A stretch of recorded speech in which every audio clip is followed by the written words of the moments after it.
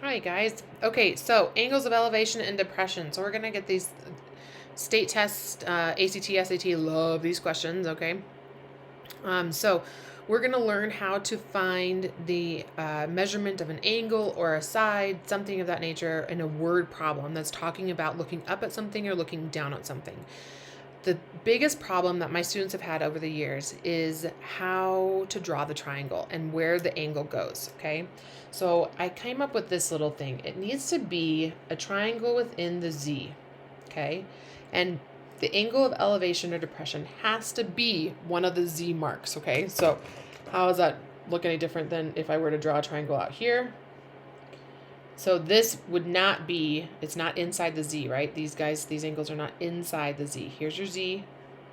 It needs to be inside the Z. So it's going to be this guy or this guy, okay? Because this guy technically doesn't really fall within. It doesn't have another bound of a line of the Z, okay? So this is not what we do. This is what we do. Okay, so now angle of elevation and depression, it kind of makes sense, right? Elevation is how high something is. Depression is how is low, right? So if we are here, let's say this is us.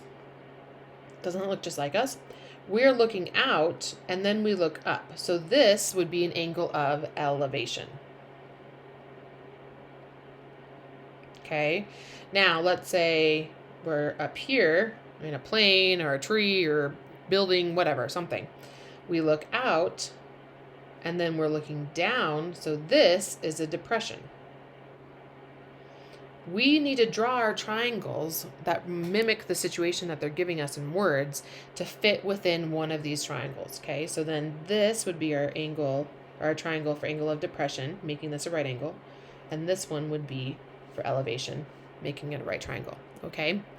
If your original drawing doesn't fit within this, we can kind of rotate, manipulate, flip it to make it work, but we're just not going to change any of the angles or values or anything like that. We're going to keep them the same way, but we can just change the orientation by flipping the triangles a little bit, okay?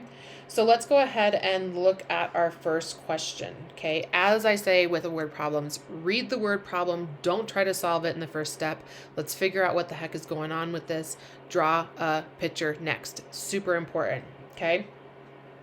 Plus, it's always my favorite part is to see how you guys draw in your awesome little illustrations.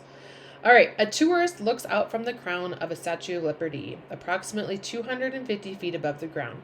The tourist sees a ship coming into the harbor and measures the angle of depression as 18 degrees. Find the distance from the base of the statue to the ship to the nearest foot, okay? So let's draw what we got going on. We're talking about, where is it? Angle of depression, okay? And this person is at the top of the Eiffel, or not the Eiffel Tower, the Statue of Liberty, right? So if we're looking at this guy, this is what we want, right? We want this triangle right here. You can look at your Z and figure out where it fits, or you could just draw the scenario and then, like I said, manipulate the triangle if we needed to, okay? So let's go ahead. So we have, oh Lord, the best part. My statue. This is her crown. This is her. Huh. Wow, that's a good one. Do you know what it is? It's the Statue of Liberty. Okay, so then we're going to look back down at this little boat. Okay, so from where you are in the Statue of Liberty, correct? Because you guys are up here at the little observation deck here. We are 250 feet above the ground. Let me switch some colors here. We are 250 feet above the ground. Okay. The Statue of Liberty in the ground makes a 90-degree angle because everything is perfect in nature, right? The tourist sees a ship coming into the harbor and measures his angle of depression as 18 degrees. This is where kids mess up. Okay. Here is where you're looking out. Here is your depression. Okay. I cannot tell you how often I see this. Kids are saying, oh, it's a depression. It's this angle here. Nope, it is not. It is not within the Z. It needs to be one of the vertices, needs to be one of the points of that Z. Okay, so this is not correct. So make sure it's within the Z. Okay. Okay, but now you're like, well, great. I have 250 over here. I got an outside angle, right? Now, how is this helpful? Well, we can make this into another triangle over here, can't we? If this height is 250, this height is 250. Right? Oh, not 250 feet. Okay?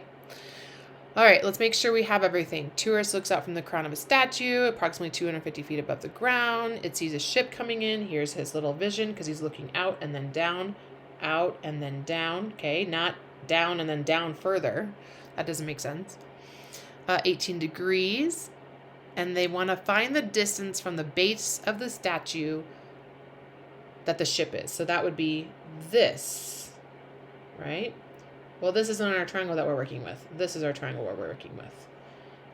This distance is still going to be the same as this distance up high. Okay? All right. So that got a little messy. So let's redraw what we're working with here. So we have this lovely triangle. We have this angle up here is 18 degrees. This is going to be a right angle as well because that's a right angle, right? 250. And then this is the angle that or the side that we want to find, okay? This is also, you could kind of think of back in when we did parallel lines and alternate interiors, right? If this is 18, this is 18. So you could draw your whole triangle down there if you wanted to. Alternate interiors, that one's a little bit harder to see, okay? All right, so now let's label. Here's our angle. This is our opposite. This is our adjacent. We don't have a hypotenuse. So that means we're using tangent. So tan of 18 degrees equals opposite over adjacent. Make it into a fraction. Let's cross multiply.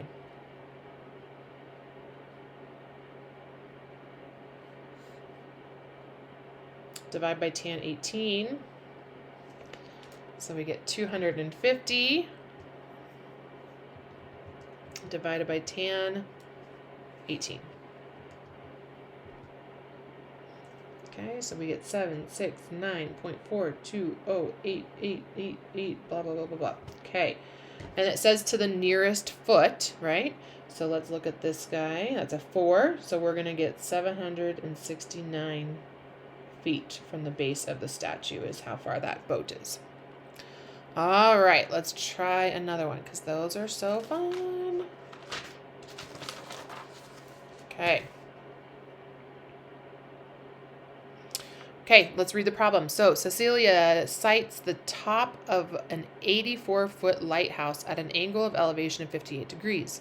If Cecilia is 5 feet 5 inches tall, how far from the base of the lighthouse is she standing? Round to the nearest tenth.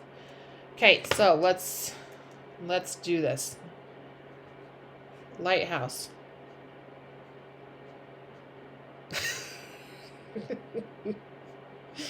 It looks like a lighthouse, totally. Okay, lighthouse. Cecilia.